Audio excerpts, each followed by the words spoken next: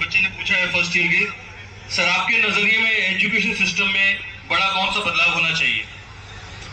बड़ा अच्छा क्वेश्चन पूछा है। हमारे यहाँ एजुकेशन सिस्टम में बस दो चीज की कमी है, एक एजुकेशन की और एक सिस्टम की, बाकी सब चीजें ठीक है। 4 साल एजुकेशन जो हम लोग लेते हैं वो एक विद्यार्थी अपने जीवन का सबसे बहुमूल्य चीज दे देता है।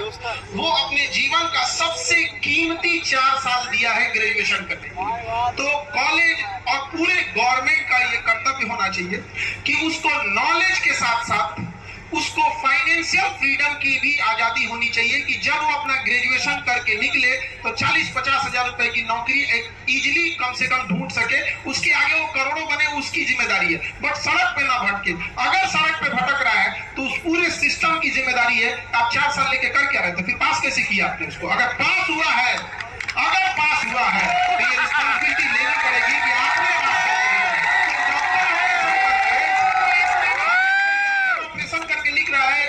डिस्चार्ज फिट और डिस्चार्ज मतलब वो फिट होना चाहिए। ठीक है कि पथरी का ऑपरेशन करके घर जाकर एक और पथरिया छूट गया, ऐसा नहीं। बहुत बढ़िया। दूसरा सवाल है सर, आपको देखकर लगता है कि आप हॉलीवुड तो पढ़ाना चले जाना चाहिए। सीरियसली बोले, आगे खान जीएस रिसर्च सेंटर को और बड़े लेवल पर ले जाने के लिए क्या प्लान्स है? अब देखिए, फिल्म वगैरह का तो हमको आइडिया नहीं, हॉलीवुड वगैरह का। तो एक बार तो हम गड़बड़ हो गया था हमसे, कौन बनेगा करोड़पति की शूटिंग में हम गए थे, फिल्म सिटी में बैठे हुए थे।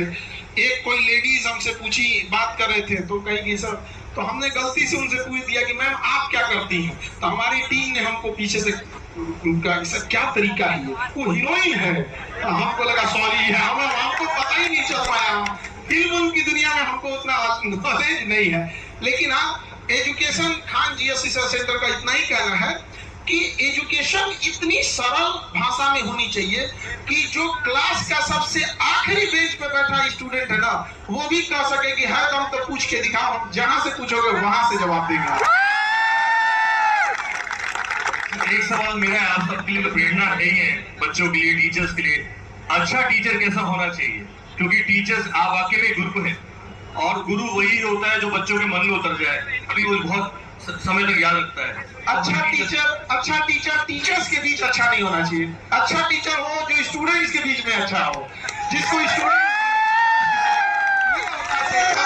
अच्छा टीचर के लिए होता है कि एक स्टूडेंट को लगे कि नहीं, इन्हें तो हम रास्ते में भी रोक के एक सवाल पूछ सकते हैं। और अच्छा टीचर के अंदर ये कॉन्फिडेंस होना चाहिए, ये टॉपिक पढ़ा दिए हैं, हो ही नहीं सकता कि डाउट बचा।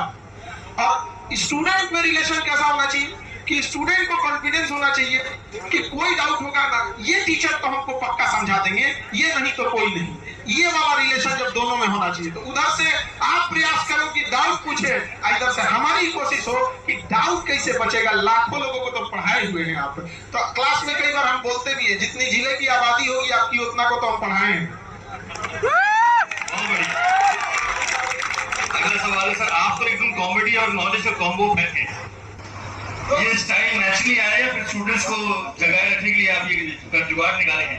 देखिए, कुछ चीजें जो होती है ना, खाली जेब और खाली पेट जब सिखाती है ना, तो वो किसी यूनिवर्सिटी और कॉलेज में नहीं सिखाया जाता है।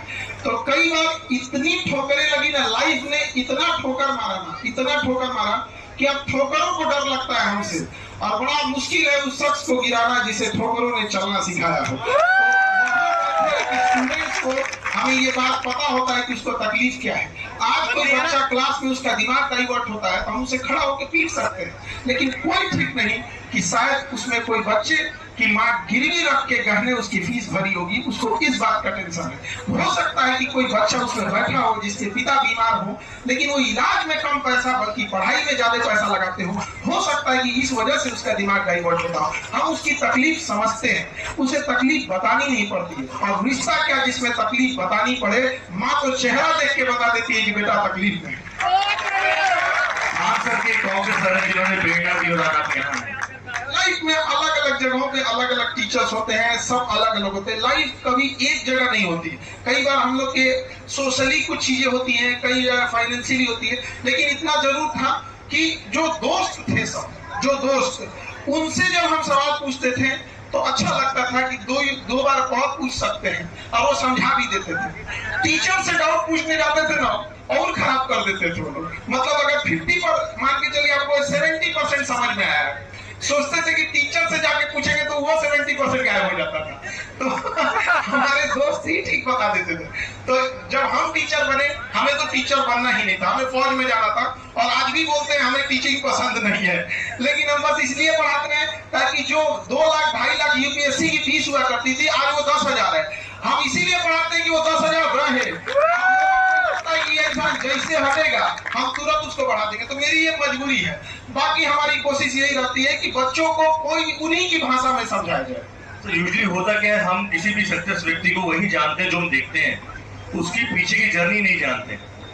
तो आप जिस मेहनत से करके यहाँ पहुंचे हैं, तो 2 लाइन बच्चों को वहां पे आप थोड़ा कुछ कहना चाहेंगे?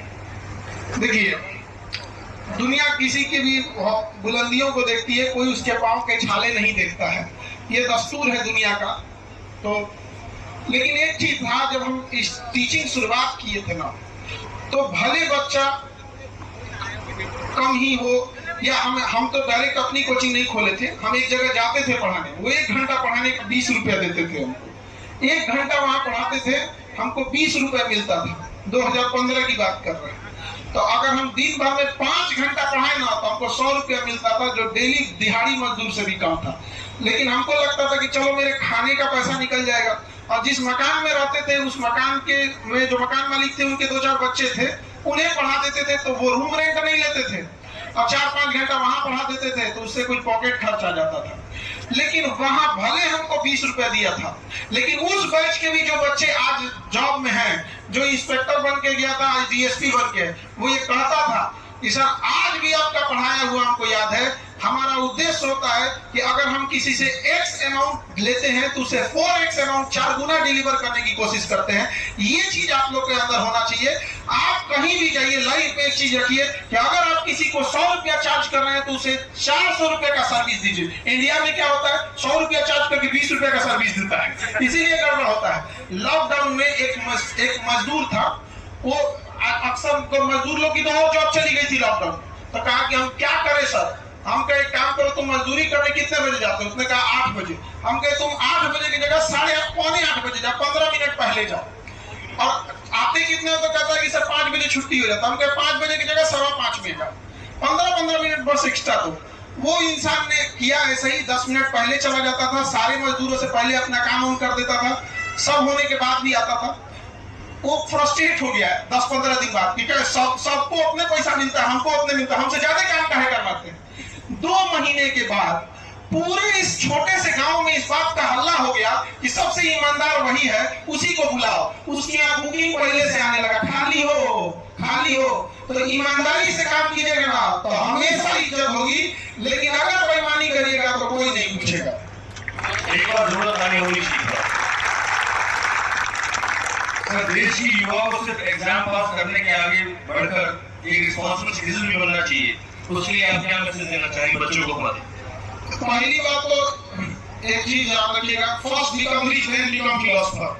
पहले कुछ परिवार की जिम्मेदारी निभाइएगा। जब आप एग्जाम स्टूडेंट की जिम्मेदारी निभाने के बाद जब आप अपने पैरों पे खड़े होइएगा तो अपने परिवार की जिम्मेदारी पहले निभाइए कि अपने माता पिता को एक अच्छा इलाज दे सके। वो माता पिता बहन जिनको है घर द्वार शादी किया, जो जिम्मेदारी बनती है फैमिली की जिम्मेदारी, उस फैमिली जिम्मेदारी को पहले जब निभा लीजिएगा तो जो बचा हुआ सोसाइटी है, इस सोसाइटी को भी अपने परिवार की तरह ही देखिएगा, तुरंत सही हो जाएगा। लेकिन अगर आपके जेब में पैसे ही नहीं है, आप सक्सेस ही नहीं हो पाएंगे, तो आइडियाज आपका आइडिया ही रह पाएगा, उसको धरातल पे एग्जीक्यूट नहीं कर पाएंगे। तो किसी भी चीज को एग्जीक्यूट करने के लिए आपके हाथ में कुछ ऐसे पार्टनर्स होने चाहिए जिसे आप अपना काम हैंड ओवर करें, वो अपनी तरफ काम को ले चले, दूसरा आपके पास उतना फाइनेंशियल बैकअप होना चाहिए, वरना आइडिया को कोई नहीं पूछता है। यहाँ पर शुरू में ही बोल दिए थे दुनिया मतलब ही है, पुरुष प्रधान महिला प्रधान नहीं है, पैसा प्रधान है।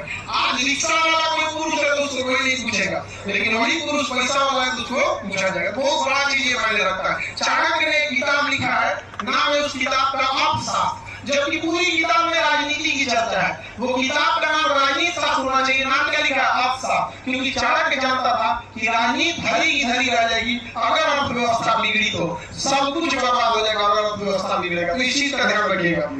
बहुत देर के बाद आपने कही, मैं उन बच्चों को बुलाना चाहूंगा जिन्होंने इस सवाल आपके सामने रखे थे, तो छोटा सा गिफ्ट आपकी तरफ से उनको हम देना चाहेंगे। तो मैडम बच्चों को बुलाइए। शिवानी, सेजल, माही, प्रतीक एंड पावन।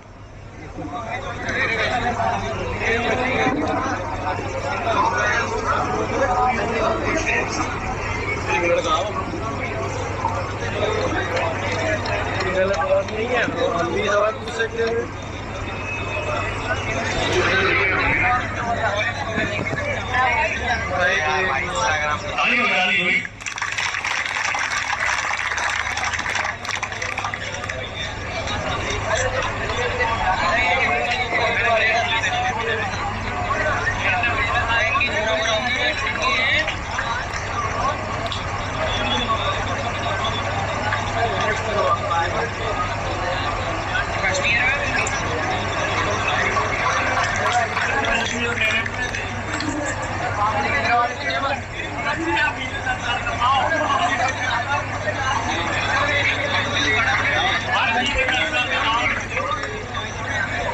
जी मैडम, बच्चों का प्रतीक एंड पावन। वैष्णवी,